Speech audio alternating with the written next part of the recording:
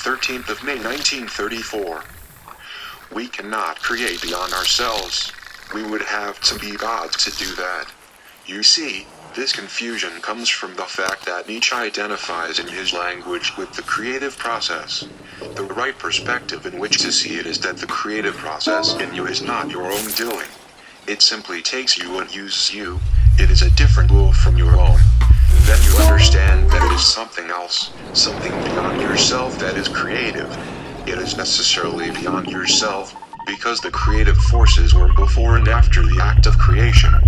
They were when you were not, when you were unconscious, and what you produce is necessarily beyond yourself because those forces are beyond yourself. You cannot rule them. They create what they choose.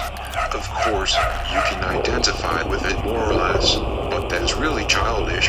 Then you are like a naughty boy who, in spite of your warnings not to climb into the chair, insists upon doing so and of course falls down. You say, "Now you see." And he says, "But I wanted to." It is an illusion when one identifies with these processes. So creating something beyond yourselves is only a formulation which comes from the idea that we are creating.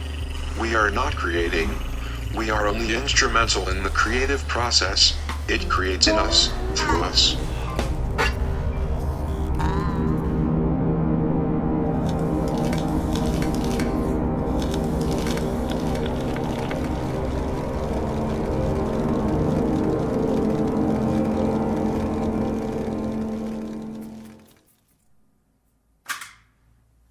So when you consider that whole problem, from whatever side you look at it, you come to the conclusion that it is perfectly understandable that those things are bad. And it is also quite understandable that people cannot avoid living them, doing them, and at the same time nobody can avoid cursing the people who do them. Therefore, whatever happens must happen. It is inevitable. That is the comedy of life. We know it is a comedy.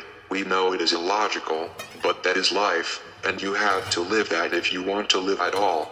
Life is in the middle of all that comedy, for it is essentially a comedy.